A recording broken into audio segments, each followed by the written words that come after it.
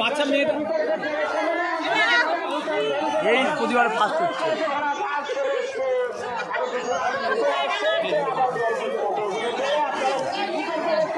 এই দুটো একসঙ্গে আসছে, দেখ এটা ভালো লাগছে।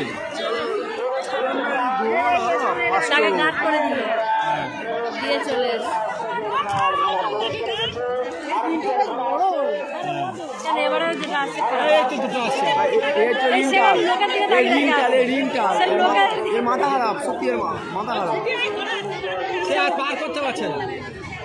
গাধাকে নিয়ে আসলো এর মধ্যে।